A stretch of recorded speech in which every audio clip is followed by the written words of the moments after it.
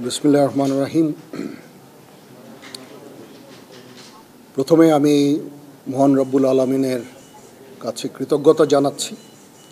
উনি আমাকে এই দায়িত্ব দিয়েছেন। এটা একটা গুরু দায়িত্ব এবং আপনারা সবাই আমার জন্য দোয়া করবেন যেন এই গুরু দায়িত্ব সুন্দরভাবে আমি পালন করতে পারি।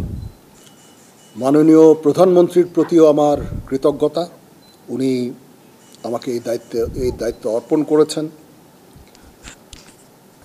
অতীতে ওনার সাথে আমি পিএসওএফডি হিসাবে 3 বছরেরও বেশি সময় আমি চাকরি করেছি। ওনার সাথে আমার যে চাকরির অভিজ্ঞতা সেটা অত্যন্ত ভালো।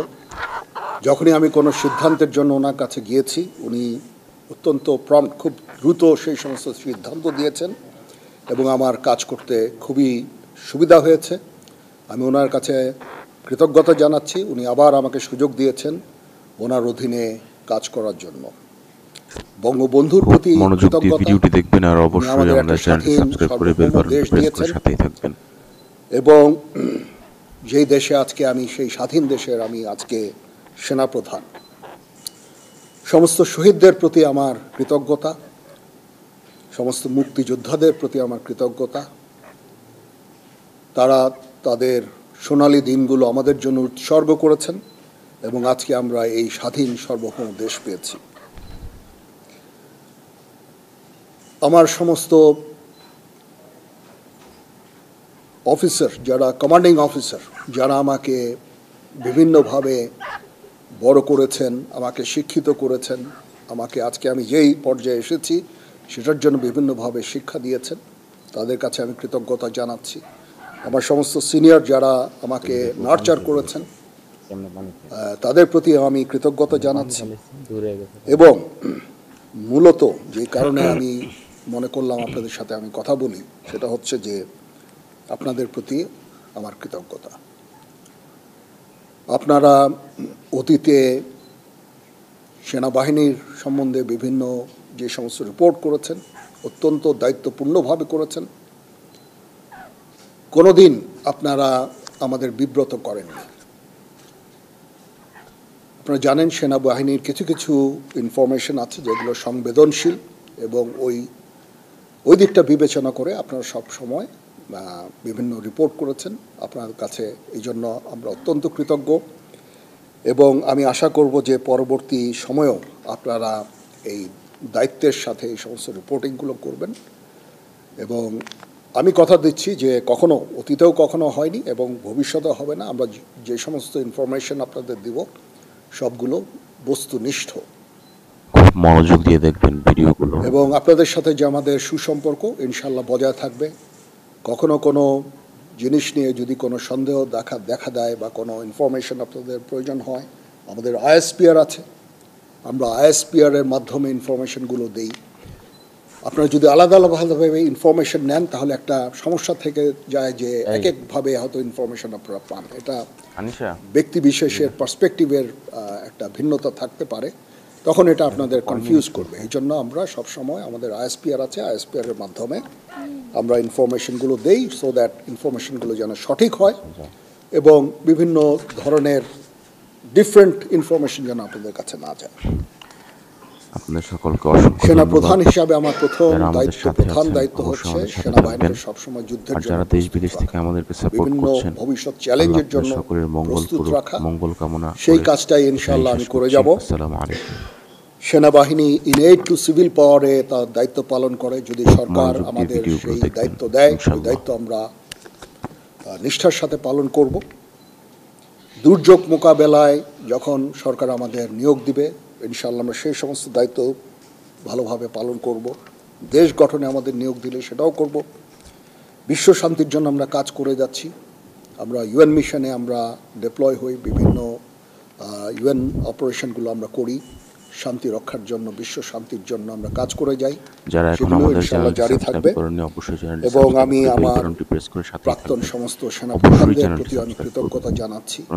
ওনারা আজকে আমাদের শ্রম দিয়ে, আমাদের মেধা দিয়ে আজকে যে অবস্থায় সেনাবাহিনীকে রেখেছেন, আমি সেই অবস্থা থেকে সেনাবাহিনীকে আরও সামনে এগিয়ে নিয়ে যেতে চাই। ওনারা অনেক পরিশ্রম করেছেন আর এবং অবশ্যই আমাদের সেনাবাহিনীকে একটু একটা সাপোর্ট অত্যন্ত দিবেন, সুন্দর কারণ জায়গায় আপনাদের ভালোবাসা না আমি পেলে আমরা পেয়েছি এগোতে আমার পারবো না। এর আগে আপনাদের ভালোবাসা আমাদের সেনাপ্রধানের কাছ একান্ত থেকে। প্রয়োজন।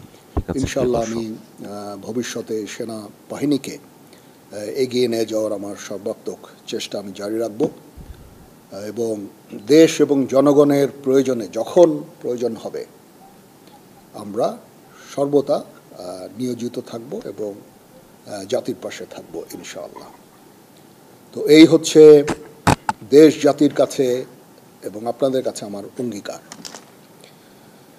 মোটামুটি এই কয়েকটা কথাই আমার ছিল। আপনাদের যদি কোনো প্রশ্ন অবশ্যই থাকে, চ্যানেলটি কিছু সাবস্ক্রাইব জানতে চান, করবেন। আমার সাথে কোনো কিছু শেয়ার করতে চান, ইউ মোস্ট ওয়েলকাম। জি, আমার অতীতে সেনাপ্রধানরা যারা কাজ করেছেন অত্যন্ত ভালোভাবে কাজ করেছেন। তারপরেও শৃঙ্খলা একটা ইস্যু থেকেই যায়। সেনাবাহিনীকে সবসময় সুশৃঙ্খল রাখতে আমি কাজ করে যাব।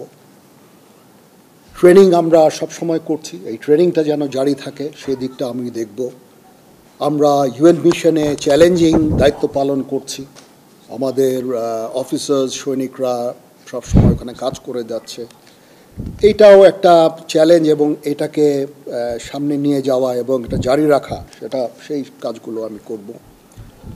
এবং এগুলো মোটামুটি আমি চ্যালেঞ্জ হিসাবে আমি এভাবে দেখছি না, বাট এই কাজগুলো ইনশাল্লাহ করব। দেশ জাতি গঠনে যখনই কোনো কাজে আমাদের নিয়োগ দেওয়া হবে সেই কাজগুলো আমরা করব।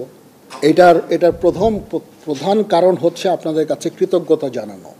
অতীতে অনেক সেনাপ্রধান এভাবে কথা বলেননি, গত 2 সেনাপ্রধান হয়তো কথা বলেছেন, বাট আমি মনে করলাম যে আপনারা আমাদের এতভাবে সাহায্য করেছেন, আপনারা এই সংবেদনশীল সংবাদ প্রচারে এত দায়িত্বর পরিচয় দিয়েছেন। আমি যদি আপনাদের সাথে কথা না বলি সেটা মোটেই সমীচীন হবে না। আপনাদের প্রতি কৃতজ্ঞতা জানানোর জন্য বেসিক্যালি, এবং পরবর্তীতেও যেন আপনারা আমাদেরকে এইভাবে সাহায্য সহযোগিতা করেন সেই জন্য আমি মনে করেছি যে এটা আমার জন্য অত্যন্ত জরুরি যে আমি আপনাদের সাথে কথা বলি। প্রথমত হচ্ছে যে আমরা এঙ্গেজড সমস্ত দেশগুলোর সাথে। মায়ানমারের সাথে আমরা এঙ্গেজড। আমাদের ওখানে ডিএ আছে, প্রতিনিয়ত ডিএদের সাথে তাদের সরকারের যোগাযোগ আছে, এবং আমাদের মধ্যে একটা আন্ডারস্ট্যান্ডিং আছে। আমি এই মুহূর্তে মনে করি না যে তারা নিজেরাই নিজেদের দেশে অলরেডি একটা সিভিল ওয়ারের মতো নিয়োজিত আছে। সিভিল ওয়ারে তারা কোনো ধরনের অ্যাগ্রেসিভ কোনো কিছু করবে আমি বেসিক্যালি আমি মনে করি না। তারপরেও আমাদের সেনাবাহিনী সব সময় এই প্রস্তুত আছে। নেভি আছে, নেভি তার পেট্রোলিং বাড়িয়েছে, সেখানে তারা ফ্রিগেট পাঠিয়ে সবসময় পেট্রোলিং করছে। বর্ডার গার্ডও প্রস্তুত আছে, যারা সেন্ট মার্টিনসে ডিপ্লয় থাকে সবসময়, এটা আগেও ছিল। বাট ইন ডুইং সো আমরা কোনো ধরনের প্রভোকেশন আমরা করি না। মায়ানমারের সাথে আমাদের রোহিঙ্গা ইস্যু ছাড়া there is no other issue. আমরা চাই যে তারা এই রোহিঙ্গাদের ফেরত নিয়ে যাক। তাছাড়া তাদের প্রতি আমাদের অন্য কোনো ধরনের বিদ্বেষ বা কোনো ধরনের সমস্যা আমি দেখি না। So we are engaged with them.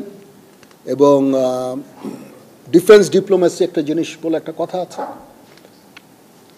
যখন 2 ফোর্সেস একে অপরের সাথে কমিউনিকেট করে সেই ফোর্সের পক্ষে হঠাৎ করে যুদ্ধ শুরু করা ভেরি ডিফিকাল্ট, এটা হয় না।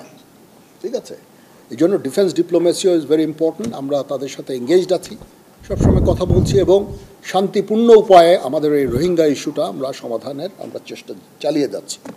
আমরা কখনো হতাশ নই। আমি মনে করি যে একদিন না একদিন ইনশাআল্লাহ এই সমস্যার সমাধান হবে। আমরা সবসময় তাদের সাথে এঙ্গেজ থাকব। তো সবাইকে ধন্যবাদ। আপনারা যে এসেছেন আমাদের এখানে, আপনাদের অসংখ্য ধন্যবাদ। এই ইনফরমেশন এই ইস্যুটা কভার করার জন্য কষ্ট করে এসেছেন, সারাদিন ছিলেন। আমি জানি না আপনাদের হয়তো লাঞ্চের ব্যবস্থা করা হয়েছে, একটু পরে আমরা একসাথে স্ন্যাক্স খাবো। বাট আপনাদের প্রতি আবার কৃতজ্ঞতা, এই যে আপনারা এসেছেন এখানে এসে আমার এই প্রোগ্রামটা কভার করছেন, আবার আপনাদের প্রতি কৃতজ্ঞতা। তো আমরা ইনশাআল্লাহ একসাথে কাজ করে যাব। আবার আমি আপনাদের কনফার্ম করছি যে আমরা আপনাদের বস্তুনিষ্ঠ সংবাদই দিব, কখনো will never bluff you. That's for sure. এবং সব সময় বস্তুনিষ্ঠ সংবাদ আপনারা আমাদের কাছ থেকে পাবেন। কিছু কিছু সংবাদ যেগুলো সংবেদনশীল, আমি অনুরোধ করব সেগুলো দায়িত্বের সাথে আপনারা যদি প্রচার করেন, কারণ এখানে সেনাবাহিনীর সকল সদস্যদের মনোবলের একটা ব্যাপার আছে। এমন কিছু আপনারা প্রচার করবেন না, প্রচার না করার জন্য আমি অনুরোধ করব যেটা মনোবলের উপরে একটা বিরূপ প্রভাব সৃষ্টি করে।